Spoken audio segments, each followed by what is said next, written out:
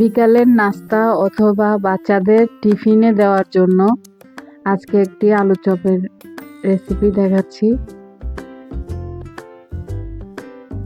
যা যা থাকছে তা হলো আলু আধা কেজি থেকে একটু বেশি, ডিম 3টি কুচি করে ঝুরি করে নেওয়া,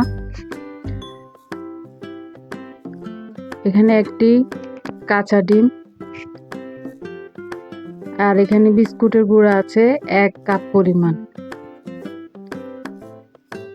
লবণ 1 চা চামচ, কাঁচামরিচ স্বাদ অনুযায়ী। ইচ্ছা করলে আপনারা তেলে কাঁচামরিচ এবং এই যে পেঁয়াজটাও একসাথে ভেজে নিতে পারেন। তো আমি এখানে কাঁচামরিচটা কাঁচাই দিচ্ছি। গোলমরিচ প্রায় 2 চা চামচ পরিমাণ, ধনিয়া পাতা 1 মুঠো,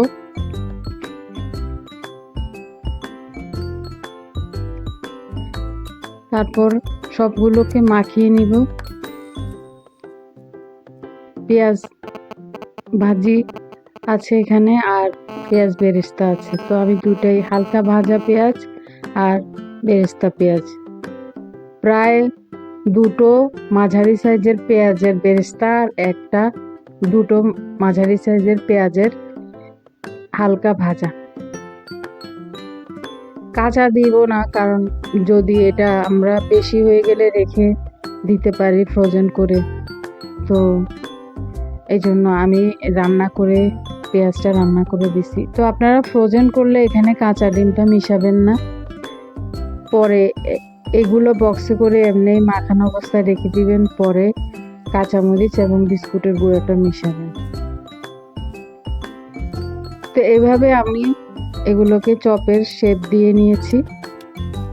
আপনারা গোল অথবা চ্যাপ্টা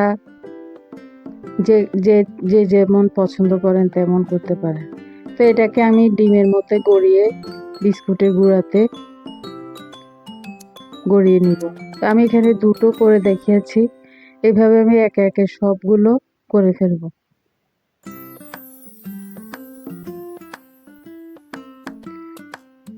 তো এইভাবে একে একে সবগুলো করে আমি যেগুলো ভাজবো ঠিক সেগুলো নিব, আর বাকিগুলো আমি 2-1 দিন রাখা যাবে ডিম দিলেও, বাকিগুলো আমি ফ্রোজেন করে রেখে দিব।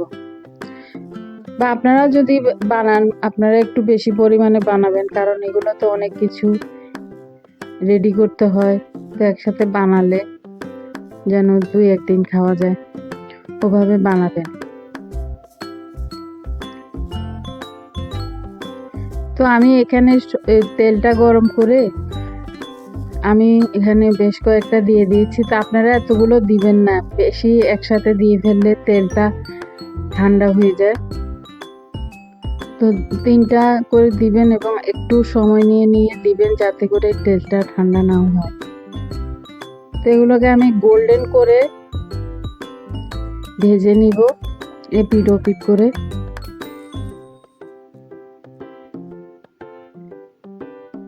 বেশি লাল করতে যাবেন না, ব্রাউন কালার হয়ে গেলে নামিয়ে ফেলবেন।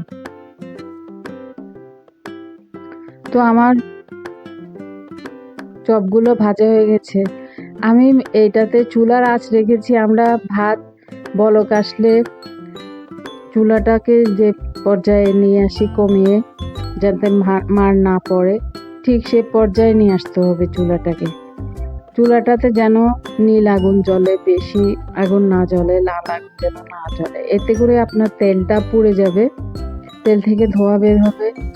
তো এটা আমাদের স্বাস্থ্যের জন্য ক্ষতিকর। তেলটা যাতে না পুড়ে এবং যে একটা নির্দিষ্ট আঁচে এটাকে ভেজে নিতে হবে।